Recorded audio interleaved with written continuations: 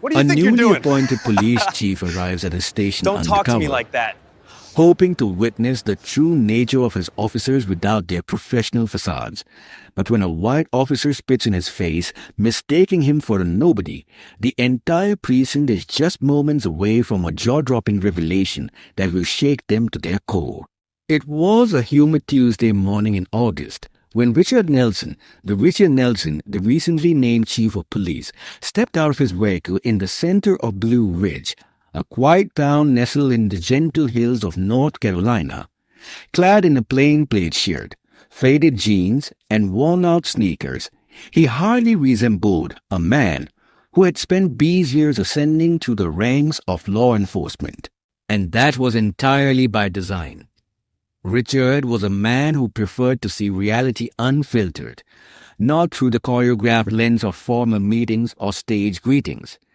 As a black man stepping into a leadership position in a department rumored to be riddled with misconduct, he chose to see the precinct in its rawest form. What better method than to go incognito? The precinct parking lot was alive with activity as officers came and went. Richard surveyed the scene, noting the light-hearted exchanges and the occasional curious glance in his direction. Unsurprisingly, no one seemed to know who he was. His appointment had only been announced a few days earlier, and he had intentionally kept his arrival quiet until the formal introduction scheduled later that day. He adjusted the brim of his cap and inhaled deeply. The burden of uncovering and eliminating the deep-seated rot within the department weighed heavily on him. He was no stranger to adversity, but this challenge promised to push him in unforeseen ways. As he neared the station, faint laughter echoed from inside. Richard entered through a side door, slipping in unnoticed amid the low buzz of conversation and the constant ringing of telephones. The floor gleamed under the harsh fluorescent lights, and the smell of stale coffee lingered in the air. He moved slowly, taking in the interactions. Clusters of officers stood by desks, some swapping stories, others reviewing files. No one acknowledged him until he paused near the break room. "Hey, you!" A sharp voice barked above the din. Richard turned to see a white officer striding toward him. A smug expression spread across his face. His badge read Officer Daniels. Behind him, several others lounged against the wall, watching intently. Richard opened his mouth to speak, but Daniels cut him off. "Lost, are we? This isn't a shelter," the officer sneered, his tone thick with mockery. "You need to take your mess elsewhere." The words hit Richard like a slap. He hesitated, unsure whether to reveal himself then and there or let the moment play out further. Before he could choose, Daniels took a step closer, raising his voice so his audience could hear. "You deaf or something? Get out of here. We don't need people like you hanging around." Laughter erupted from the group. Richard clenched his jaw, his pulse racing. He opened his mouth, but before he could speak, Daniels leaned in, his face mere inches away, and suddenly spat directly into Richard's face. Time stood still. Richard inhaled sharply as the warm spit slid down his cheek. Around him, the laughter intensified. One officer slapped the desk, doubled over with laughter, while another muttered about putting the trash in its place. Richard's thoughts spun, heart hammering, but he remained steady. Slowly, he pulled a handkerchief from his pocket and wiped his face with calm, measured movements. "Is this how you treat everyone who walks in here?" he asked, his voice even and controlled. Daniel smirked. "Only the ones who don't belong." More laughter. Without a word, Richard turned and walked down the corridor, leaving the laughter behind. He made his way toward the main office. Just then, the intercom crackled to life. "All personnel to the briefing room." It was time. The briefing room buzzed with chatter as officers trickled in, some sipping coffee, others exchanging jokes. Richard entered through a side entrance, now holding a folder stamped with the precinct's official insignia. He remained just out of sight, scanning the room filled with the SAM officers from earlier, some still chuckling over the incident. At the front, Captain Harris, a stout man with a salt and pepper mustache, called the room to order. All right, everyone, quiet down. By the officers fell silent, curiosity piqued. Daniels leaned against the wall, arms folded, his smug grin still firmly in place, clearly satisfied with how his morning was unfolding. Captain Harris cleared his throat. As many of you are aware, Chief Caldwell retired last month. We have been anticipating his successor, and I'm honored to introduce the new head of this department, a man with an outstanding track record and a clear vision for the future. Richard stepped forward, his stride deliberate. The room fell silent as he approached the podium, his presence alone commanding attention. He set a folder atop the lectern and looked slowly around the room, his composed expression only deepening the unease. Daniel's smirk began to fade.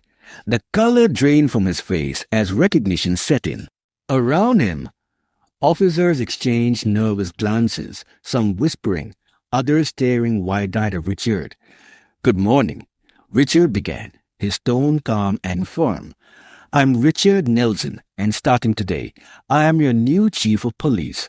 The silence that followed was absolute. Daniel flushed a deep crimson, his earlier confidence vanishing.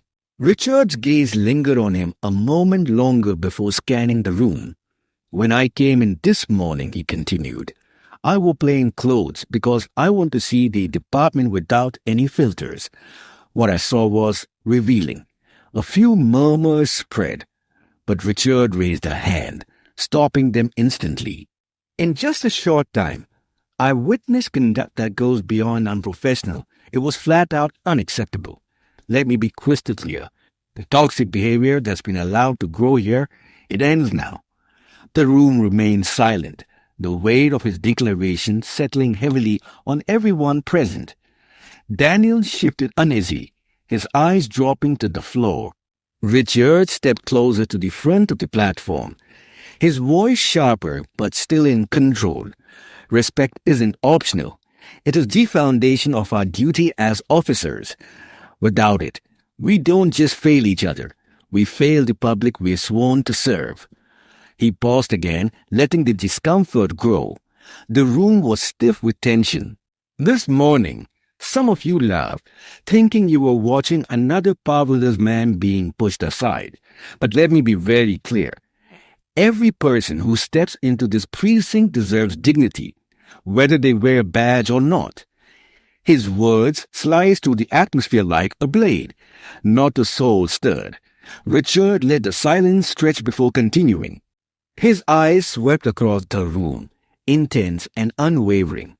"I know change can be uncomfortable," he said, his voice unwavering yet authoritative. "But hear me now, there will be zero tolerance for actions that degrade or dehumanize anyone, whether they're a fellow officer or a member of the public." Stepping away from the podium, Richard moved slowly toward the group. His presence alone demanded attention, and though his tone stayed even, it carried unmistakable power. "Officer Daniels," Richard said, as he came to a stop just feet away from him. Daniels instinctively recoiled. The cocky attitude from earlier had completely vanished. "You," Richard continued, locking eyes with him, "are the embodiment of everything that's broken in this department. When you spat in my face, you didn't just insult me, you dishonored the bench, the oath, and the community we have sworn to protect." Daniel stammered, "Chief, I didn't know." "That's exactly the problem," Richard cut in, his voice slicing through the air. "You didn't care to know. You didn't take even a second to consider who I might be, because you assumed that the man in front of you didn't matter. That assumption is why this department has lost the trust of the people it's meant to serve." The room remained motionless, every officer frozen in place. "This wasn't just one officer's poor decision," Richard said, turning back to face the rest of the room. "What I saw today was a culture where cruelty and bias aren't just ignored, they're encouraged, and that ends here." He returned to the podium, his voice rising slightly with resolve. "I've dedicated my life to justice. not only on the streets, but inside precinct walls like these. Change won't come easily, and it won't come overnight. But I guarantee this, as long as I hold this office, this station will be built on respect, integrity, and accountability. Richard paused, allowing his message to sink in.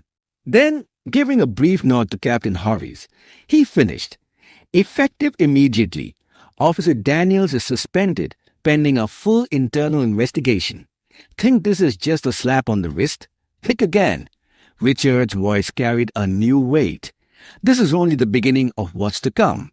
A wave of gasps moved through the room. Daniel's face flushed deep red. His jaw clenched as he avoided the gazes now fixed on him. Richard remained composed, standing tall. This isn't about punishing someone, he said firmly. It's about raiding the path. If you're not ready to meet it, then this isn't the right place for you. His eyes swept the room one last time, locking with each officer's gaze. But if you're ready to grow, to do better and be better, we'll move forward together. Just know this, I will hold every one of you responsible for your actions. The meeting ended in an uncomfortable silence. Officers filed out without their usual small talk. Richard stayed behind at the podium, watching Daniel storm out, his expression a mix of shame and frustration. The others avoided eye contact, their faces a blend of unease, regret, and quiet reflection. Later, seated at his desk, Richard let out a slow breath. He knew this was just the beginning. Years of deep-rooted behavior wouldn't vanish overnight, and for some, it never would. But Richard hadn't come to Blue Ridge to win popularity contests. He came to bring change. The phone rang. "Chief," said Captain Harris on the other end, his voice cautious. "I just wanted to say, you handled that better than most would have." "Thanks, Captain," Richard replied. "But this is where the real work starts. I need a full report on Daniels, every complaint, every incident, on my desk by morning." "You got it," Harris said. After a pause, he added, "And, Chief, I think today you gave a few of them a wake-up call, in the best way." Richard ended the call and allowed himself a brief moment of pride before turning to the stack of paperwork that awaited him. In the following weeks, the atmosphere in the precinct shifted. Officers who had once laughed at Daniel's behavior now avoided him. Word of his suspension had spread, casting a long shadow. Richard made it a point to walk the halls often, offering greetings and short conversations, a steady, visible presence. His leadership was unmistakable. Some officers embraced the change. One afternoon, Officer Rice, a younger recruit, approached him nervously. "Chief," she said, "I'll be honest. I winked a lot of what was happening here, because I was afraid of what would happen if I spoke up.